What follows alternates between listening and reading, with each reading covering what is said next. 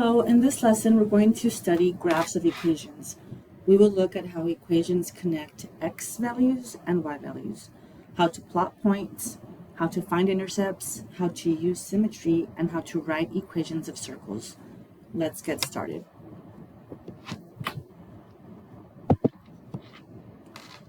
By the end of this section, you should be able to sketch graphs of equations, identify x and y intercepts, use symmetry to help graph equations more efficiently, write equations of circles, and apply graphs of equations to real-life situations.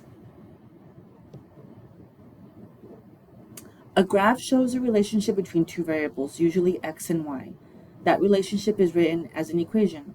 To graph an equation, we can choose values for x, substitute them into the equation, and find the corresponding values of y. Each ordered pair, xy, becomes a point on the graph.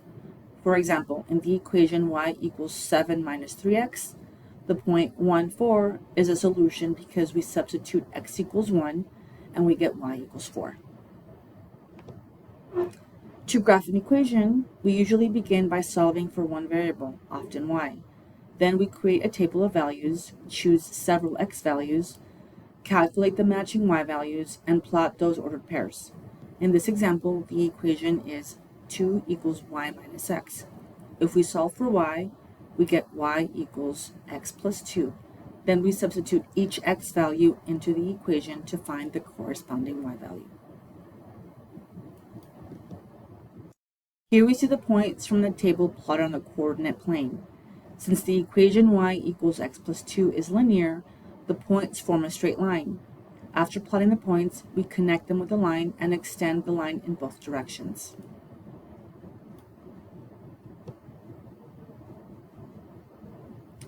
Now let's graph 3x plus y equals 7. First, solve for y. Subtract 3x from both sides, giving us y equals negative 3x plus 7. Then we use a table to find points such as 1, 4, 2, 1, 3, negative 2, and 4, negative 5. Once we plot these points, we connect them to form a straight line.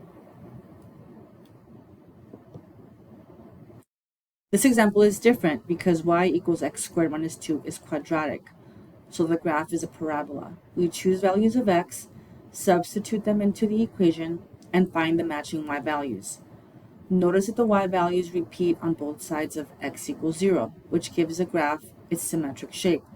The lowest point is at 0, negative 2. An intercept is where a graph crosses an axis.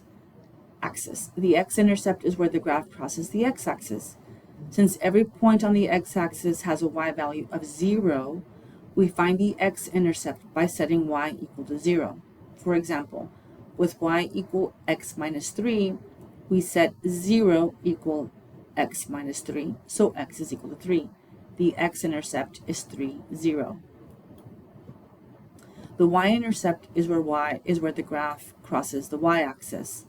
Since every point on the y-axis has an x value of 0, we find the y-intercept by setting x equal to 0.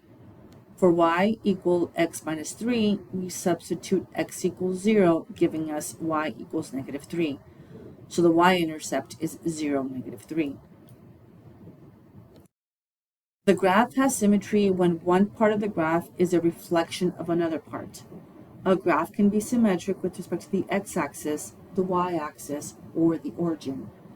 Recognizing symmetry can help us graph more efficiently because we can graph one part and reflect it. To test for symmetry algebraically, we substitute values into the equation. For x-axis symmetry, replace y with negative y. For y-axis symmetry, replace x with negative x. For origin symmetry, replace both x with negative x and y with negative y. If the equation remains equivalent, then the graph has that type of symmetry. Let's do an example. Here we test the equation y equals 2x cubed.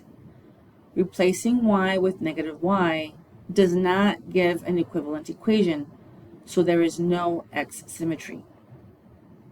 Replacing x with negative x also does not give us an equivalent equation, so there is no y-axis symmetry. But when we replace both x with negative x and y with negative y, the equation simplifies back to the original equation. Therefore, the graph is symmetric about the origin. A circle is a set of all points that are the same distance from a fixed point. The fixed point is called the center, and the distance from the center to any point on the circle is the radius. If the center is hk and a point on the circle is xy, then the standard equation of a circle is x minus h squared plus y minus k squared equals r squared.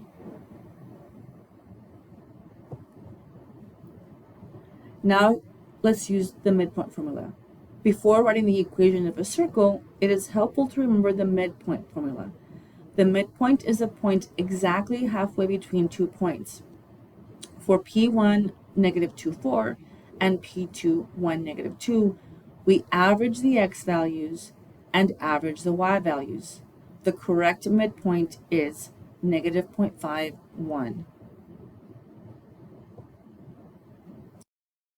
Now writing the equation of a circle. In this example, the center of the circle is negative 1, 2, and the point 3, 4 lies on the circle. First, we find the radius using the distance formula. The horizontal distance is 3 minus negative 1, which is 4, and the vertical distance is 4 minus 2, which is 2. So the radius is the square root of 4 squared plus 2 squared, which is equal to the square root of 20. Since the circle formula is x minus h squared plus y minus k squared equal to r squared, we substitute the center and radius to get x plus 1 squared plus y minus 2 squared is equal to 20. That completes this section. We'll see you on the next one.